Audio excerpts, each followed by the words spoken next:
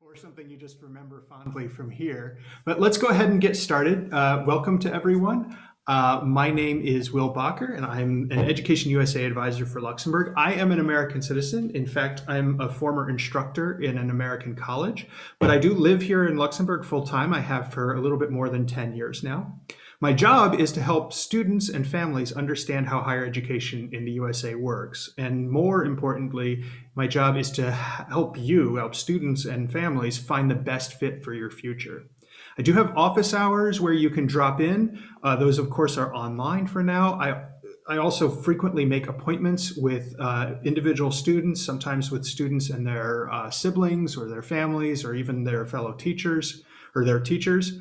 I also talk by email, by video conference, or by phone. I'm always around, so hearing from me isn't a special opportunity.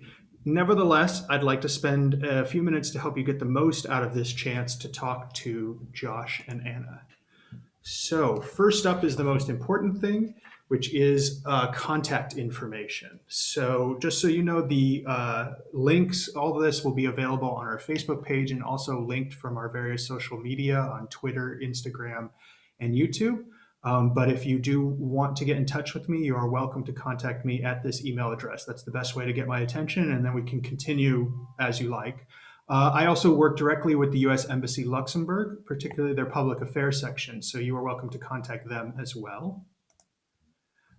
Education USA is the name for a network of advisors and resources. You can learn a lot online from the Education USA website, but you should never hesitate to contact me, even if you have a minor question, even if you just run across a term that you don't know what to make of. You can always shoot me a question or make an entire appointment. The best place to get started, in my opinion, is educationusa.state.gov. If you use Google, you will get information, but there are a lot of people seeking to make money off of giving advice and information to prospective students. And so this one is certified as reliable and neutral information from the US government. The website is organized in 5 steps that help you see how things come together to result in starting your undergraduate program in the United States. You can also go to individual universities online, and you don't need to spend hours on the internet before talking with me. That can be your first step, and then I can send you to what I think are the best sources. One of the reasons why the US government established the Education USA program, and the main reason why I am an Education USA advisor, is that the American system of higher education is complex and pretty much unique. And we know, both me and the US government know, that it can be difficult for someone familiar with the European system to get started. So we're here to help you see the advantages and opportunities and to sort of overcome that unfamiliarity. I'm going to mention some unique aspects that can be surprising to someone in Luxembourg. The first is that there's no central or government authority that establishes American university or ranks them. We simply don't have a central authority of that kind. As a result, universities develop their own strengths and approaches. It's impossible to make direct comparisons among literally more than 4,000 universities in the United States of America. So questions like, what's the best university if I want to study economics? They can be a decent starting place, but in the long run, they aren't helpful to you. A much better question is, what's the best university for you as an individual, given that you want to graduate with a degree in economics? So students who are applying to US universities are really looking for a good fit between themselves and the university. There's also no national entrance exam. There are some commonly required exams. You may have heard of the SAT or the ACT, but even those aren't universal, and more universities aren't requiring them. That means that you actually need to look at the application requirements for your preferred universities early, usually about a year before you would start, so that you know where the deadlines are and what they're expecting, because each university is going to have different standards. So I've been talking about these differences because they're unfamiliar. They may feel like obstacles, but they're not really. They actually create a system that has an amazing diversity of options. The United States is a huge country. It's an incredibly diverse country, and our educational system is too. And that can be very exciting to think about the number of choices you have when it comes to your future. But it also means that it takes some time to find that best fit. There's no sort of default option. I just want to add one more major thing, and that's a timeline. And I'm going to go through this timeline too quickly. Please, again, remember that I'm available to talk with you about the things that you're interested in.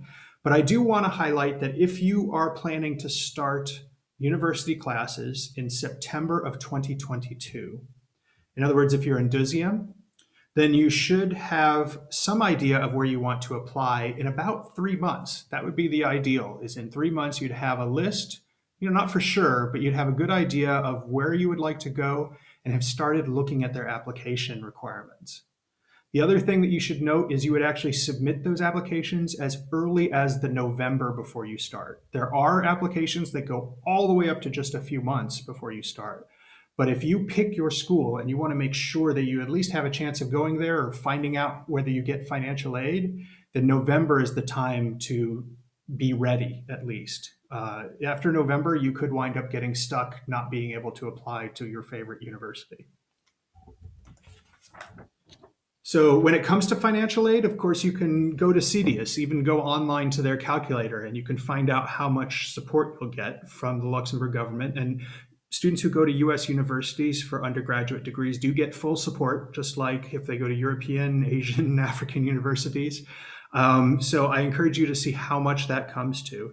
But often you don't know exactly how much a US university will cost until after you're accepted. In other words, after you apply, after they look at your application and decide, yes, we want this person to come, most universities will make a decision and an offer at that point. So it is a little bit awkward to find out, what the bill will be that late in the process. The good news is typically you get that answer before you're forced to decide about any European universities you'd be applying to. The timing actually works out very well, but I know that that's another one of those unfamiliar surprises. So once again, this is not a unique opportunity to hear this stuff from me. I'm always available, and we can make it much more of a dialogue. This is a special chance to talk with students who are at the Miami University of Ohio, but here in Luxembourg for a semester study abroad. So I'd like to introduce you to Joshua. Joshua, you want to take it away? Yes, thank you, Will. So hello, everyone. I'm Joshua. I am a diplomacy and global politics major from Miami University, which is in a little town called Oxford, Ohio. And Ohio is kind of in the exact middle of America. It's farmland, corn, the typical American Midwest. Nothing very too exciting about it. I live in a place called Cincinnati, which I'm sure a few of you have probably heard about. It has a very Germanic history. A lot of German immigrants came to America and influenced Cincinnati. And my ancestors are actually German, so there's that. So I am an American. I was born, as I said, in Cincinnati, unlike Anna, who was born in Slovenia. So we got two different perspectives here today. So as an American, I obviously have only seen one format of like a university or college experience until this semester. Because I'm studying abroad now in Luxembourg and Differdange, I have gotten a little bit of the feel of like the two different systems. And they are very, very different from each other. I will be focusing on like talking to you guys about student life, like the campus itself, the like relationship you have with the staff and the faculty on the campus. So from my perspective, one thing that needs to be stated to European students is a lot of universities and campuses in Ohio are actual campuses. They aren't like integrated into a city. They aren't like on the outskirts of a city. They have a whole area just for the university itself. I know when I went to Barcelona a few weeks ago, the University of Barcelona was just a square building in the middle of the entire city, which that's really something, it does happen in the United States, obviously, like with cities like New York, the Ohio State Capitol, Columbus, that does happen, but a lot of the times it's just in the middle of nowhere, which some students may like, some students don't like. I'm kind of indifferent about it. I do like the quietness of my campus. I do like the open fields, and I do like being able to go 2 minutes in one direction and go to a cornfield. but some students are like, some students do enjoy the city life. It just depends on really what you want. But the good thing about the United States is it's so large. Ohio itself is 45 times larger than Luxembourg, and Ohio is only the 35th. Ohio is the 35th largest state in the United States, so it's huge. So you can get any different perspective, any different experience that you could possibly want throughout all 50 states. So now to talk more about students. The student life in America is much different than the student life in Luxembourg, and I have to be candid about it. And it's basically because it seems that Americans get more freedom when they go to college, whereas Europeans seem to be trusted by their parents at like age 14, 15, hence why your drinking age is so low compared to Americans who still have parents like tracking their kids, like tracking their phones. And like American students need to hide alcohol and like hide all this fun entertainment. It seems like as a bad thing where Europeans, it seems, at least from my perspective, don't really have to deal with that. So that's one thing about going to a college campus in the United States. It's really the first time these students get to experience their adult life. So it can get a little social. It's very social. It's a lot of the times it's not a huge focus on like not necessarily where you're going, but more of like what friends you're making, which is another unique thing to care about if you want to go for like a social experience to really enjoy the United States, to really immerse yourself in the culture.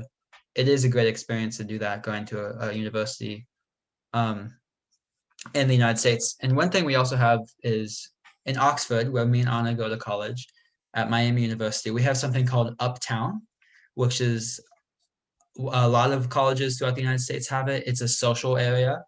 You can have bars there, clubs there, just restaurants, clothing places, anywhere you'd go to like have a fun time or just go out on a Saturday or on a Sunday. Also one thing to mention, the United States is open on Sunday. Everything is open on Sunday, which here it's not, and it's very annoying. I tried getting a salad yesterday, but the grocery store was closed. So Sunday we're fully open, which is always nice. So yeah, there's always like a nearby town, or if you are in a city, there's always something to do, like on the weekends or even the afternoon. There's always, as I said, a dedicated campus. It's not like you have like the health building in one area of the city and like the science building at the other end. It's all right next to each other. Most campuses in the United States are very clumped together. On Anna's slide, you'll see a picture of all of Miami University, and it's just building next to building next to building. And they are all academic buildings. They are all part of Miami's like actual campus. And most colleges like that, most colleges in the United States are like that. And one thing I've also noticed that's very different in the United States compared to here is the relationship you have with professors. Professors, they're I wouldn't say they're more dedicated because that's not true, but they are more open. Professors here I've seen don't really have office hours, and they don't really have like an academic advising um, like a building dedicated to student life and a building dedicated to like academic advising. You'll meet with your professors outside of class constantly. You can always like meet with them before class, after class, and whatnot. So that's always an interesting thing. And really here, I haven't really seen that experience. And I know Anna, having both the European experience and the American experience, can definitely touch on that more. So yeah, thank you for listening to me. And if you guys have any questions that you may be scared to ask like an adult or a government official, just feel free to DM me on Instagram. It's just Joshua Wilmus, and I can give you an honest answer. Yeah, so I'm going to go ahead and hand it off to Anna here, who is, as I said, from Slovenia, so she can give you a much better perspective of the two comparisons. Thank you, Josh. Hello, everyone. My name is Anna Davis. Like Josh said, I'm originally from Slovenia, but my dad is American, so I actually have both Slovene and US citizenship. But I grew up all the way up until college in Slovenia. I was born there, I went to school there, I went to high school there. And then I decided that I wanted to pursue higher education in the US. And there's a couple of reasons why I did that. One of them is obviously my family background. I wanted to see the other side of the pond where my family was from. But also I really wanted to have the almost traditional US educational experience, the traditional college experience. I kind of did a cost benefit analysis of, what it would be like going to college in Europe or going to college in the US. And I decided on the US because I think one of the things that it does better, not necessarily better, but differently from Europe is there's less of a focus on your actual education. And I don't mean that in a bad way, but there's less of a focus on the theory and on the consumption of knowledge and more so on building you up as a person. So there's definitely more of a focus on out of class work, so internships, job opportunities during the summer, like activities after class, clubs that you can join on campus, things like that. And I wanted that extra experience. I'm not someone who's really good at following a structure that someone sets out for me. So I didn't really like the European version of university, which is, you pick a major, you pick a specification, your plan is basically laid out for you for 3 years or 4 years or however long your undergraduate studies last. I'm more of a build your own education type of person. I definitely wanted the opportunity to explore my different interests and to be able to build up different things that I was interested in. So I actually am currently diplomacy and global politics major and an international studies major. And I'm probably going to change one of those to economics. And I'm a sophomore, I'm a second year student. And I like that freedom. I like that opportunity because I don't think I would have been able to do that in Europe at all. I've basically finished half of my college experience so far, almost a couple of months left, and I'll be halfway through. And I'm suddenly deciding that I want to add on an economics major and have a second specialization in economics, basically. That's not something I would have been able to do in Europe. And I wasn't sure enough about what I wanted to do in life going into college to be able to say, okay, I'm ready to take 3 years of economics classes and that's it.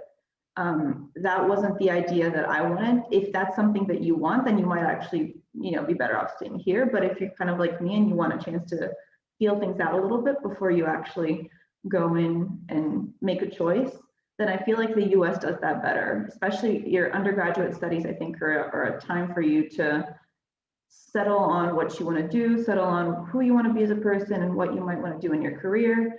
And have the chance to combine different degrees. Like I'm doing diplomacy in global politics and economics. I'm not sure that I would have been able to do 2 different diplomas here at all. But kind of a mid path between those two is exactly what I want to do in life. I want to do international trade possibly. And that's, that's a combination of 2 things that I wouldn't necessarily get a chance to do here. Another thing that I wanted to experience, which Josh already kind of pointed out, was the traditional like campus feel, the idea of a community, the idea of having everything really close together. This is the photo that Josh actually talked about, the main one on the left with all of the buildings really close together. So that's Miami's campus. You can walk from the poli-sci building to the science building in like 4 minutes. It's really nice, and you're able to take classes in different departments. So if I decide that, next semester, actually I just registered, so next semester I really wanted kind of a little bit of a break, a little bit of an easygoing thing. One of my classes is ballet, even though ballet has nothing to do with what I want to do in life. But I can walk 3 minutes to the arts department and take a ballet class. So I wanted that experience, that community experience. And then I think also one of the differences between Europe and the US as far as college experiences go is connections, building connections. Obviously, they're also, they hold different levels of importance in the US versus in Europe. But I wanted a chance to be able to experience an actual workplace before I got into the workplace. So I've been interning since I started in the University of Miami. I've been interning at an office on Miami's campus and I've been loving it. It's kind of has something to do with what I want to do in life. I've been able to experience what it's like to actually work in an office, to have to organize events, to have to deal with people in the legal system, in the government system, to have to call government officials and deal with them. I've gotten a lot of experiences in that I wouldn't necessarily have gotten if I was just going to class. So I kind of went for the opportunities that were offered to me and the freedom that was offered to me. Other than that, I think it's a great way to build up your base if you want to do graduate work. Like I said, I wasn't necessarily sure what I wanted to do yet. I still haven't decided if I want to go to law school, if I want to do a master's, but because I will have gone to a school that gave me a lot of different things and a really good basis in critical thinking and analysis, and gave me skills that I can use more so than just raw knowledge. I know that I'll be able to go to law school if I want to go to law school. I can get an MBA if I want to get an MBA. All of these options are still open for me, which I think is really nice, especially nowadays where you don't necessarily pick one career and just do it for the rest of your life. I think that's disappearing more and more. But yeah, I think that's all I have. If you have any questions, I guess I'll leave it to you. I wanted to add a couple more things to what Anna said. She says she's taking ballet. Next semester, I will be taking Introduction to Jazz Dancing, which is going to be very fun. And I will also be taking horseback riding, which is also incredibly fun for me. And one more serious thing to touch on. I know in France, and I believe in Luxembourg, students in secondary school, high school, that's what we call it, will test into what they're good at, and they'll get like a letter grade, and it's like reading, math, economics, science. I forget them all, but I believe that's how it works. So please, when you guys have the chance to talk, correct me if I'm incorrect. And the United States doesn't have anything like that. The government or the schools or your teachers don't tell you what you will be good at. So you have total freedom for what you want to do. Some students will come into their freshman year being an economics major and graduate the senior year with a bachelor's in poetry. You can really do anything, and you can really spread your wings and find your love, which is something I have actually considered. I really was into politics, but I've also developed a love for sociology and psychology as well. And without the certain courses I've taken from my freedom, I wouldn't have found that love. So just wanted to add that last thing, that we don't have any testing like that. We aren't told whatsoever by our high schools or our teachers what we should do. We have total freedom for everything. One more thing I want to add, sorry. As someone who's gone to a European high school, and I know this is not the same for everyone, but you probably have a really good theoretical foundation going into college, into the US. So like I said, there's less of a traditional teaching approach to where it's literally just consuming theory, and more of an analytical, critical thinking approach. And because you've already absorbed so much theory during high school, I think that you'll find studying in and of itself a lot easier at a US college than you probably would here, but you'll also be learning skills that you may not be learning here. So you'll be learning more practical skills because you're lucky enough to have gone to high school in Europe, which I consider to be a pretty good comparison to the US. But the level of education in high school here, I think, is a little bit higher than it is in the US. So you don't necessarily have to worry about building up theoretical concepts when you start college. You can focus on learning the skills that you need to succeed in the workplace. You can focus on your interests. You can focus on diving deep into certain topics that might interest you, and become a good writer if that's something that you're interested in. There's a lot of writing usually involved. Depends on your major, obviously, but if you do social sciences like the two of us do, there's a lot less focus on exams and theory and more so on writing and analysis. So that's something that interests you. I would suggest really looking into a US college versus a European one. I'm done now, I promise. Thanks a lot, Josh and Anna. That was really great perspectives, and you said a lot of things that I know are directly relevant to students here in Luxembourg. Particularly, I just want to chime in on what Anna said about a good preparation coming from schools. I don't know about the schools in Slovenia, but in my experience with the schools in Luxembourg, students usually underestimate how prepared they are, and do find that they have a very strong foundation, even if they were actually prepared in a totally different subject than what they wind up studying in an American university. The transition is so easy, in part, as you said, because they get this quality theoretical foundation. Before we open it up to questions, I'm going to encourage everybody to raise your hands now or to type your question in the question and answer area. But I do want to ask Anna one question to clarify. So you said you're in your sophomore year and you're considering a change to econ. Does that mean you're going to have to go to school for an entire other year? Is it going to cost you, like, what would that be, 25% more to go for another year? How does that work? No, so that's actually the great thing.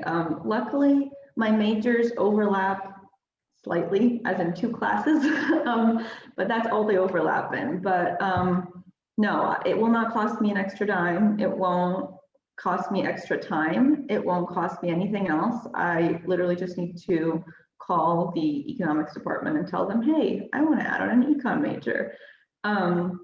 And because I've scheduled out my classes and my time for the next 2 years, kind of like in my head, I know that I'll be able to complete it on time. Obviously, if you start a new major, a new concentration in your final semester of college, it's going to take you longer than you planned. But because I've kind of planned out different options for myself, and I like that I've had the freedom to do that, I'm able to now say, you know what, I think I want to drop international studies, and I think I want to do diplomacy in global politics and economics, and come out really balanced between 2 different disciplines that interest me and possibly then go into a field like that. So I'm lucky that I don't have to do any extra work. Well, not I have to do extra work, but I don't have to have a larger class load necessarily. I won't be having more classes per semester than I would have otherwise. I'll still be doing like the normal 15 credit hours, maybe 16 credit hours a semester, hoping to do my senior year with a lighter load, with maybe 12 credit hours, and have some fun. But yeah, that's also personal planning though. If you're that undecided, you probably will go into college saying, oh, these are the different things that I can do, and you'll probably have a little bit of an idea of how you can pursue different careers. And there's, like Josh said, there's plenty of academic advisors there to help you if you do decide in the middle of your college career that you're suddenly no longer interested in biology and want to do music. People have done it. It's possible. Well, I mean, I myself switched from engineering to philosophy, which was not a choice my parents were happy with. But yeah, I can vouch for that. You can even make a radical switch. But that was a long time ago, so I want to make sure that's still the case. Josh, I actually have a question for you. That Anna mentioned academic advising, and I'd just like you to say a few words about, like, what does that even mean? I know that Miami in particular, but a lot of US universities have a very different model for what you can expect when it comes to advising than what people might be familiar with here. So just a few words on that would be great. Yeah, so academic advising basically means every single student will have a professor, usually it's a professor, sometimes it's not, but a professor to help them outside of a classroom to like get the correct classes, set them on the correct course. So obviously, doesn't matter where you are, you need to take certain classes to get your degree. No matter what degree that is, no matter what country it is, that's how it is. These professors who become your academic advisors, they will make sure you're on the right track, make sure you're taking enough credits per semester, make sure you know what classes you need to take. They advise you on what classes you maybe don't need. Even if it's like fun, like no professor is going to tell me I don't need to take horseback riding because it's just for fun. But maybe if I'm taking a economics class that I don't need, he or she will tell me that. Maybe I made a mistake, maybe I just don't fully understand, but your academic advisors are always there to help you with your classes, help you with your internships and your jobs that you'll get, help you connect with the campus, connect with other students. And student organizations, very, very large in the United States, and I know they're very large in the EU as well. Anna, I believe, was in Model United Nations in Slovenia, and then she was also in Model United Nations in the at Miami. Student organizations are huge, and academic advisors can like put you in the correct direction for those. If you tell one you may be interested in like golfing, they'll find like clubs for you and student orgs that like is related to that.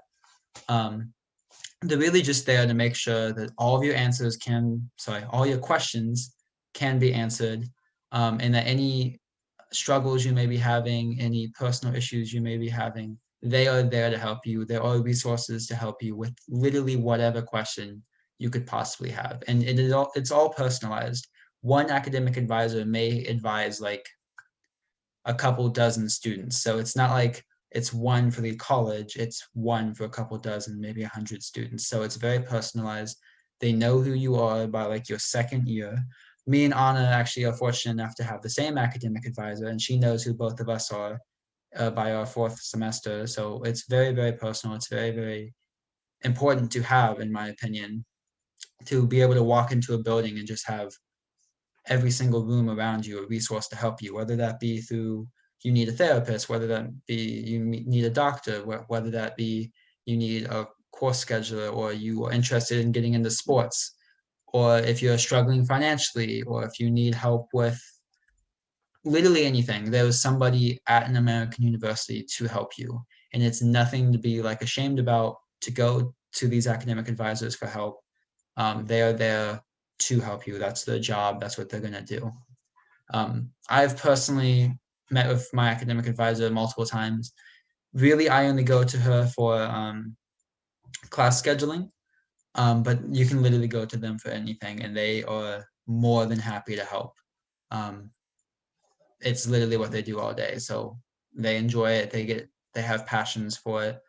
At Miami in particular, we have something called the Success Center, where they really imply us to like go get an internship and go get a job, and they set us up with the correct people to go do that.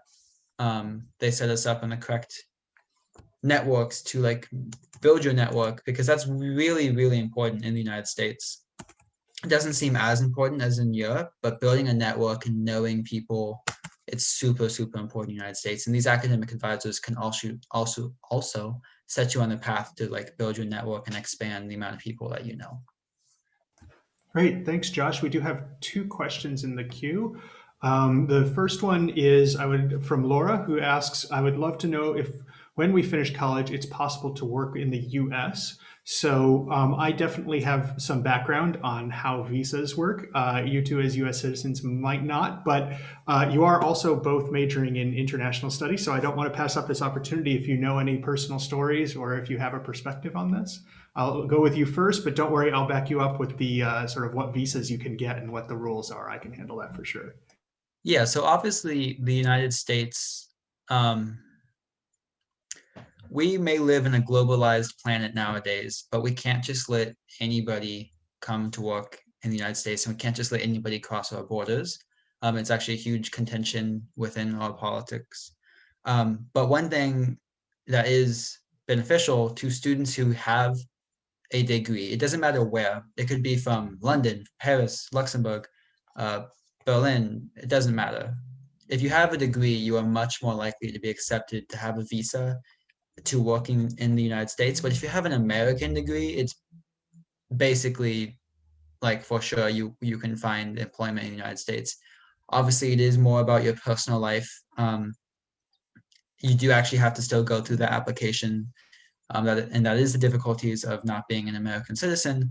But usually, from at least what I've seen, because I know plenty of Europeans who actually graduated and are currently working in the United States, usually it all works out okay. And having an American degree is, I hate as an American to say like America's number one, but having that American degree really does say something across the entire planet. To say that you studied in the United States, to say that you like have enjoyed American culture and have diverse yourself with that new perspective, it is valuable no matter where you are. But yeah, so finishing college in the United States, it's definitely possible to work in the US. It just may be a long process to get that visa.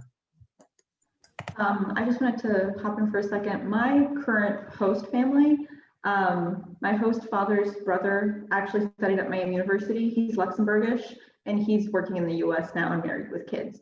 And some of my family work in the US. So it's definitely, it's definitely a possibility, especially like Josh said, with the US degree. I don't know the visa specifics or anything like that. I've never dive into that at all, but I do know that it can happen, and it's happened multiple times.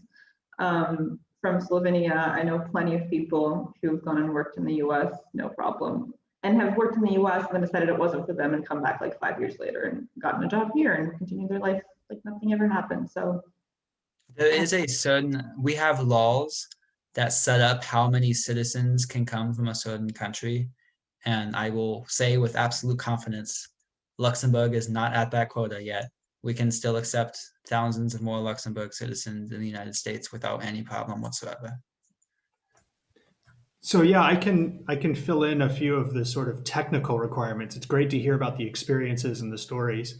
When someone goes to the United States on a student visa, whether it's graduate or undergraduate, essentially it is a specific student visa. You can come and go as you like. You know, you can travel to Canada or back to the EU and back and forth. When you are allowed to work as a student, however, it has to be less than 20 hours a week, and the job has to be arranged by the university.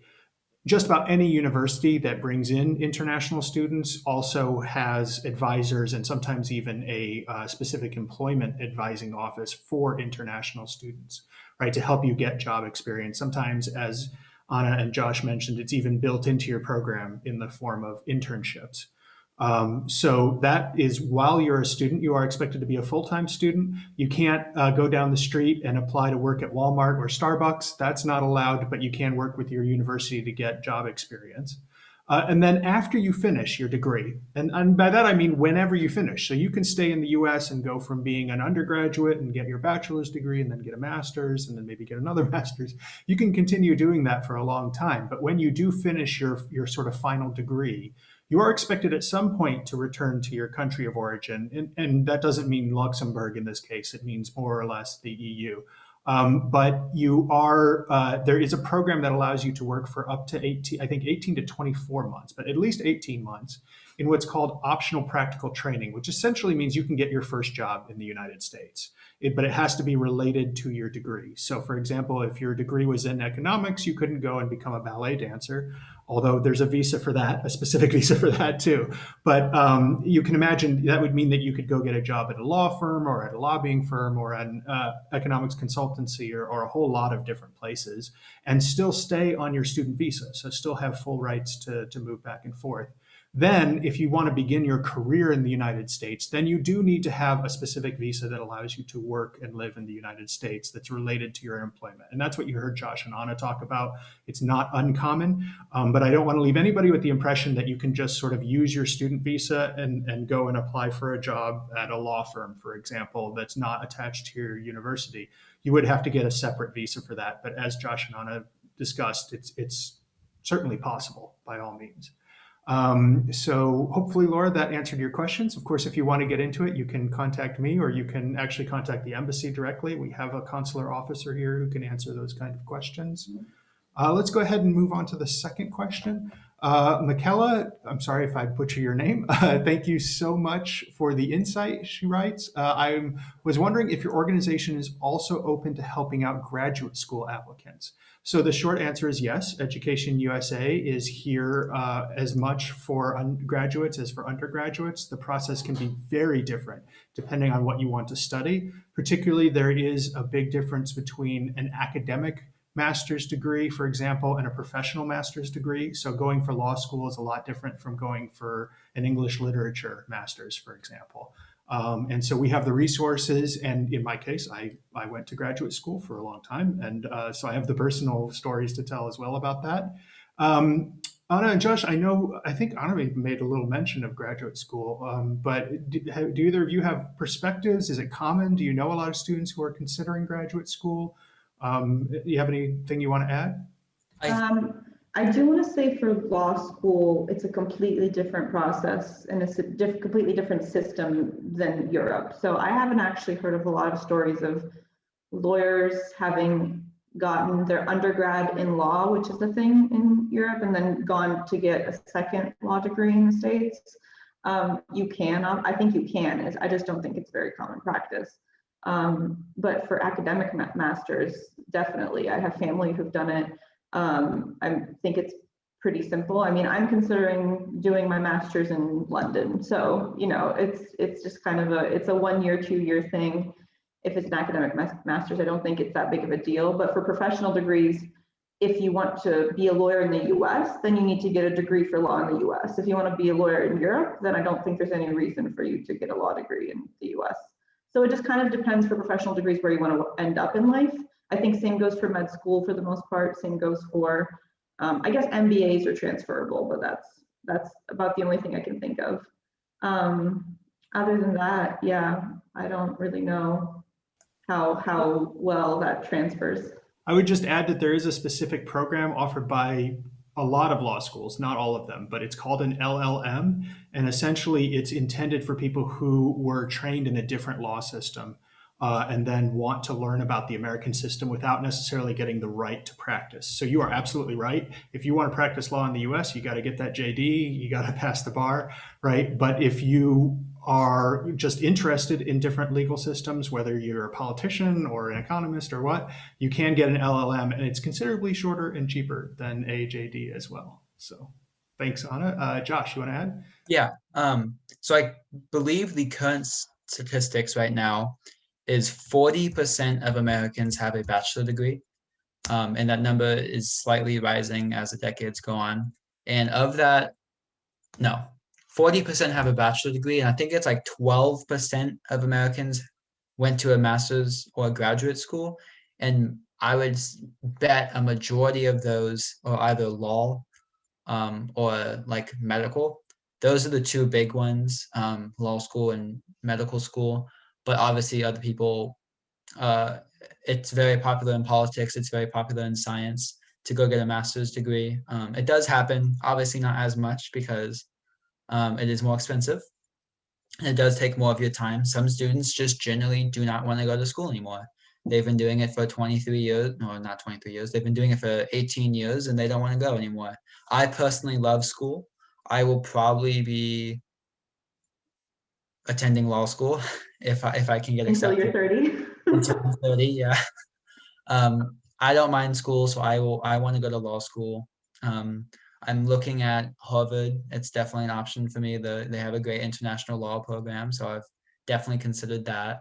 But yes, graduate school definitely does happen. It's obviously not as common though. And actually, I think the retention rate for international students going from bachelor to master's compared to American students going to bachelor's and master's is much higher. Since you're already there, you already have the opportunity, you're already more synchronized than most American students would be. I do think that retention rate is much, much higher. Great, thanks. So Michaela says they are considering a master's in marketing at Barrow in New York. So I'm pretty sure that would be an MBA, so that we would consider that a professional degree, which means that there's a bit less of finding connections and talking with individual professors involved than there would be if you were going for an academic master's degree. It's much more like applying for an undergraduate education in the United States. But again, please do contact me. I'll go ahead and put my email address in the chat and I can help you out with that for sure. One quick thing. Yeah, from personal experience, back home in Slovenia, MBAs seem to be the most popular professional degree that people get in the US. My dad is obviously an American, so he got his education in the US. He got an MBA in the US, but then he came and worked with an MBA back into Europe. And I have family, extended family, and vice versa. So MBAs seem to be like the easiest thing to just transfer wherever you want to go, wherever you want to end up, as opposed to some of the other professional degrees. Sure, thanks for that. The next question is in the chat from Bernardo, and he asks, what are the pros and cons of host family versus living in campus? So both of you have direct experience. Okay, yeah, so I do want to point out something. We're both in a study abroad program right now in Luxembourg for this semester, and only during the semester are we in a host family situation, because that's how our study abroad program is organized. When you're actually at college, or at the university campus, which is what most students are at most of the time, there's, not that I know of, any host family situations. You'll be living in a dorm room, or you'll be living, if you're an upperclassman, off campus in apartments. But yeah, the host family, I'm sorry if I wasn't clear enough. The host family situation is for me only this semester because Miami's Luxembourg program is structured that way. And it's a really small program. We only take like, I don't know, there's 60 students this semester that are studying here. So it's not like we brought the whole university to Luxembourg. It's like, you know, a couple of people who wanted to travel around Europe for a semester. And it's not commonplace to have host family situations on campus or around campus in the US when you're actually studying for college. I don't actually know if I've ever heard of a student having a host family in the United States for college. It definitely happens for like high schoolers, or if you want to come in like an exchange program outside of a college, that does happen. But for standard college admissions, it doesn't really happen. You either live in a dorm or an apartment by yourself or with friends close to the college. Yeah, that is absolutely my experience too. With 95% of universities for international students, you would be in dorms. Some of them have specific ones for international students. Others choose to integrate, and that's one of the things that you can look for to see how they handle international students, because there are advantages and disadvantages both ways. But with 4,000 plus universities, I can tell you there are some that have unusual programs that do involve host families. Sometimes it's just for younger international students. Sometimes it's for all international students, but only in the first year. And it's actually a little bit more common for community colleges that have a lot of international students to have programs like that. But that's one of those things which is why Education USA exists, is because there is literally, if you dream it, there's probably a university that has an interesting, unique program that does it. And that's an example of something where I can't name one right off the top of my head, but I know I've seen it and I can go back and find it for you. If that's like, I want to go to the US, but I want to live with a host family, we can probably find a university, and then let's see whether that fits everything else that you're looking for. So great. That was a really good example of both your experience and what is normal, what you would expect if you just applied to a random university, but also the diversity that's in the American system. So Bernardo, if you have any follow-up questions, please go ahead and ask them in the chat or in the Q&A section. The second question is, my child will be 15 years old to enter college. Is that allowed that he or she would go to study in the USA alone? Well, I started at 16, so I know that's allowed. But do either of you know about exceptionally young students who have been studying there? I assume we're talking about an undergraduate degree. I mean, there are certainly summer programs, right, and short-term programs and English language programs that are for what we would call minors in the US, right, people who are not yet of age. That's extremely common. But I assume we're talking about undergraduate here. We're talking about a 4-year degree in the United States, bachelor's program. Are there any exceptionally young students you've run into at Miami University? At Miami, I've met a 15-year-old, but it's definitely not as common, but it does happen throughout the entire US. I don't actually think there's a legal age restriction whatsoever. It is more challenging. I'm sure the parents will have to sign like more forms. But other than that, it should be perfectly fine and it should be perfectly legal. The issue probably with that, though, would more be on the government side of things, of getting your child as a minor to come here like through our border. But for the college perspective, it should be perfectly fine.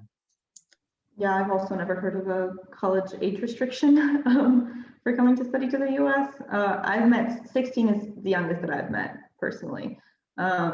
But I know that there's, crazy kids around the US that are super smart and get into college when they're like 12, and we all wish we were some of them. But yeah, I don't think there's a legal age at which you're allowed or not allowed to enter college. And also the other way, like my uncle, he served in Iraq and Afghanistan. And he came back and he went to college at like age 34. He got a master's degree at like 39.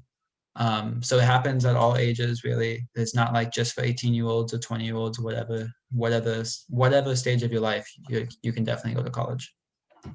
Yeah, that was a big part of my work as a professor, actually, was I was at a college that had a lot of older students, and it was a wonderful mix. It was sometimes classes were 50-50, people who were in their teens or 20s with people who were in their 30s to 60s, and it was a really great learning environment. Yeah, there was a 62-year-old last semester who was going to Miami to get a computer science degree, which is something that's just great. Like as an older gentleman getting something in computer sciences, that was really interesting to see. Yeah, and computer science in particular, I know I've seen it listed as a vocational degree here in Luxembourg to do programming and computer science.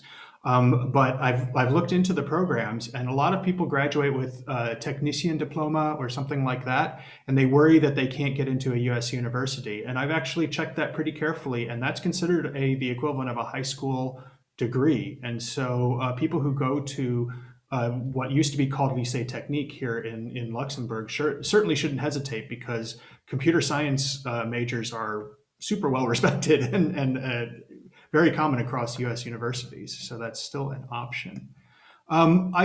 We don't have any questions waiting in the queue. I hope that everybody is able to navigate the Zoom. I'm going to assume that you can, but if not, either unmute yourself or wave your hands or do something and just click on buttons until I can get in touch with you. I do want to ask you specifically about COVID adaptation. So were both of you on campus in the fall? How did that go? Can you tell us a little bit about it? So actually, neither of us were on campus in the fall. So we got sent home, obviously last March when the pandemic started, we got sent home and everyone was online for the rest of that semester. And then we had an option at Miami, at least. It was different across universities, but at Miami, we had the option to either stay at home during fall semester or to go to campus. And we both initially chose to go to campus, but it just happened to be that all of our classes were moved online, or the classes that we chose were moved online. So we spent fall semester at home. I think our campus was at about 60% its usual capacity. So about 60% students that we usually have on campus were there. The other 40 were studying from home. And from their experiences, or from the ones that I know from last semester, most of the classes were online. They were still able to, be around campus and talk to friends and be outside and do all those things, but there wasn't a lot of in-person teaching going on last semester, whereas this semester there is much more of that. We're back to, I think, about 85% capacity, and most of our classes are at least hybrid, if not fully in person. So it's kind of a slowly transitional period through COVID, from being completely online for the whole university to, in the fall semester, no longer having a completely remote option and just being completely back in person.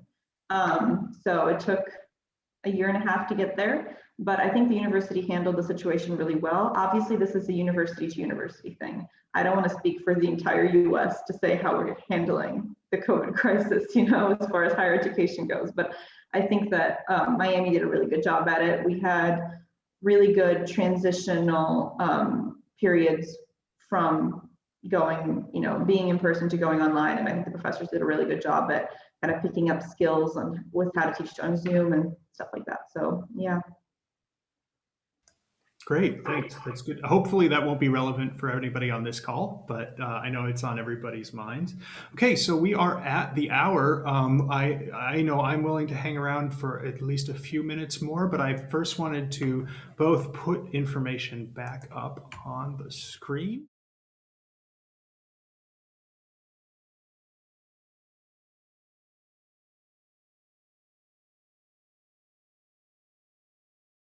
Thank you both so much for spending time with us in your busy schedule, taking a little bit of time out of seeing Luxembourg to talk to Luxembourgers. Thank you to everyone who's been on the call. We are going to make this available as a recording, so you can send it to your friends if you think that they would find it interesting. And of course, you're more than welcome to get in contact with me, whether you're interested in an undergraduate program, graduate program, or even a short-term program to learn English or just to learn something else. There's a great one in architecture that a Luxembourger just went to a year and a half ago. So with that, any last words from Josh and Anna? Thank you for listening to us ramble. That's all I have to say. Yeah, thank you for considering the American education system. Great, great. Thanks, everyone. And hopefully I'll see all of you soon. If not in person, then over a video conferencing advising. Bye-bye. Have a great day. Stay warm.